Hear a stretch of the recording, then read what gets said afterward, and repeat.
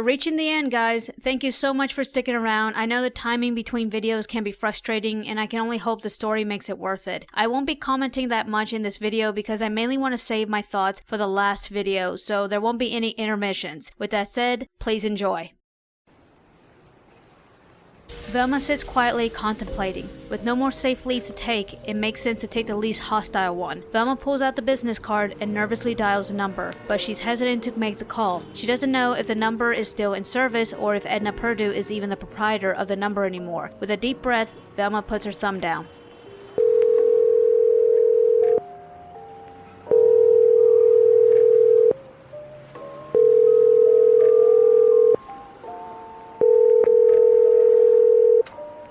Hello? Hi, yes, is this Professor, Dr. Edna Perdue? It is. May I ask who's calling? Do you know a woman by the name Nora Dinkley? Hello? Is this Velma? How did you find this number? I found it with some of my mom's old things. Did you find the test results?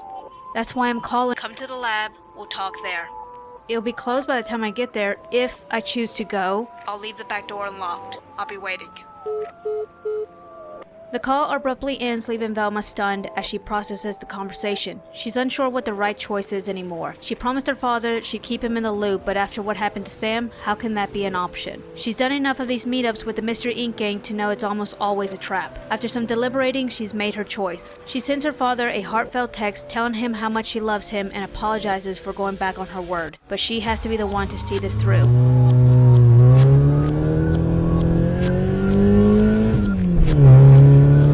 After several hours of driving, which Velma isn't used to, she finally arrives at the lab. Sure enough, it was closed, but Velma sees an outside light where the back door is, but there's a fence. However, when she reaches the gate, it's unlocked. There's no turning back now as Velma takes a breath and opens the door. There's no one to greet her, but she does see a door open at the end of the hallway. It always has to be a hallway. When Velma reaches the doorway, Edna welcomes her.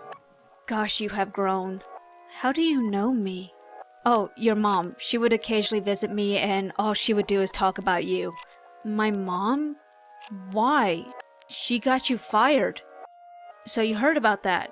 It is true, but not the way you think.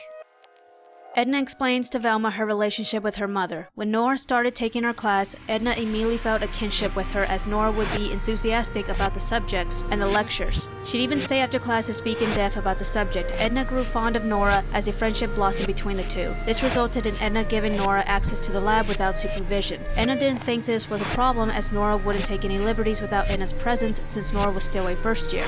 However, nearing the first half of the year, Nora became more confident as she was ahead of her classmates due to all the time she spent with Edna. Due to this, Nora became more confident and wanted to work on more advanced materials, but due to her lack of experience, she mixed the wrong chemicals, causing a flash explosion.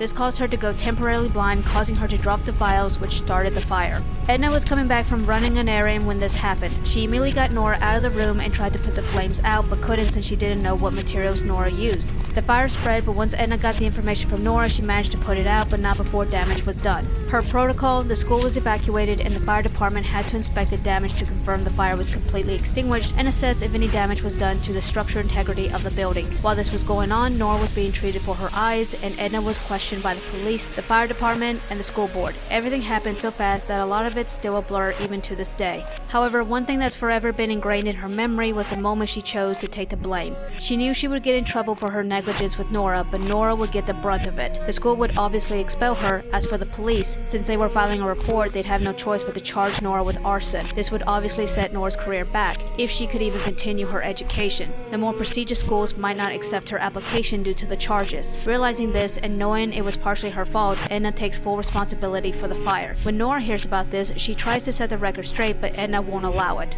Edna's career is already over, regardless of the truth. She tells Nora if she wants to make it up to her, then she should strive to have a fulfilling career. Only then will it make up for this. After that, the two fell out of touch as Nora dove into her studies and Edna struggled to find work. No prominent facilities would take her, so she started applying for less reputable labs and found this backwater lab. After a year working here, she found that she liked the remoteness and the sluggish pace of the facility, so she decided to buy it from the previous owner with her savings. Several years passed, and to her surprise, Nora tracked her down. She came to apologize as she hadn't made a fruitful career and instead chose to become a professor like Edna while focusing on her family. Edna wasn't at all upset by the news, as she had clearly lived a fruitful life. The two rekindled their friendship as they caught up with each other. Nora had planned for Edna to meet her family, but before she could, an incident happened. Late one evening, Nora called Edna hysterical, wanting to talk. When she arrived at the lab, she insisted that Edna run tests on water samples that she had.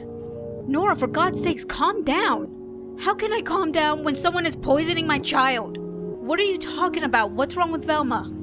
She fell into a sinkhole, and not long after she lost her 20/20 vision. She has to wear heavily prescribed glasses just to see what's in front of her.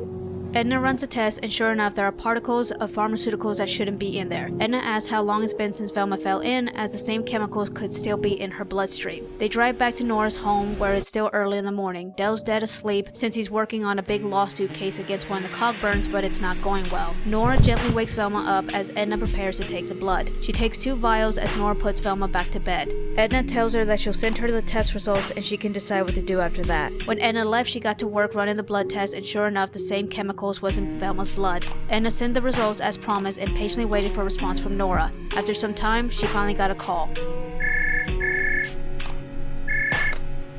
Nora, what's going on? I'm going to get the evidence and come straight to your lab. Once we run the tests and confirm it's the same damn chemicals, I'm going to tell Dell and take it to the police. Evidence? What the hell is going on? No more negligence, Edna. No good comes from it. Just wait for me. Edna waited for Nora, but she never came. She didn't know what to do and made the choice to give Nora 1 day to contact her. If she didn't, she'd go to her husband. However, it only took half the day for her to find out that Nora had been declared missing. Edna was old-fashioned and didn't show too much emotion, but hearing the report, she wept like a baby.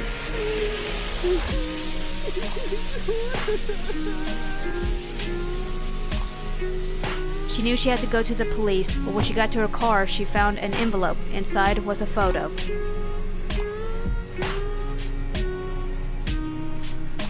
There was no note, but it wasn't necessary. That photo was all I needed. What the hell are you talking about? That does not explain why you didn't go to the police. Velma, you and Dale was Nora's entire world. Whatever Nora's fate may have been, I could not allow the same to fall onto you and Dale, so I stayed silent. So that's it. That's where the trail ends, with you. I'm sorry, Velma. I wish I had an answer, because I want one too. Edna hands Velma the photo and tells her she dusted for prints but couldn't find any as she goes to fetch something. Velma stares hypnotically at the photo, trying to find a clue. Edna comes back with a file and Velma is speechless. Edna explains that when she heard someone was requesting the file, she had a receptionist give Sam a copy of it with redactions when Velma didn't show up for the pickup. When Edna handed Velma the file, she didn't realize how much it would affect her, as it looked like she was on the brink of tears. Edna tells Velma since it's so late she can stay the night. Emotionally burnt out, Velma takes Edna on her offer. The next morning, Edna wakes but finds Velma already gone. However, there was a note.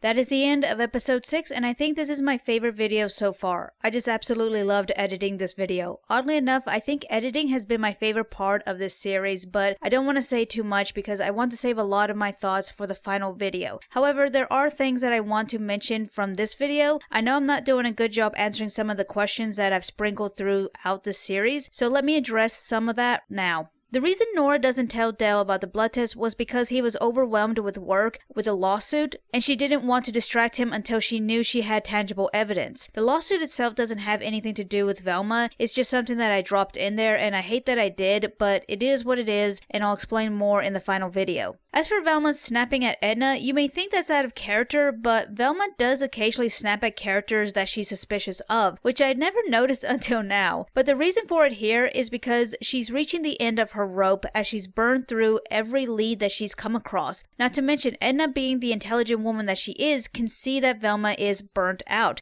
Especially when you recognize that her actions at the beginning of the video is her betting everything on Edna being the final clue to solve this very personal mystery. That will do it for me this video. I hope you've enjoyed this series and the videos as a whole, and don't be shy to let me know what you think about the series so far. Thanks for watching, and like and subscribe!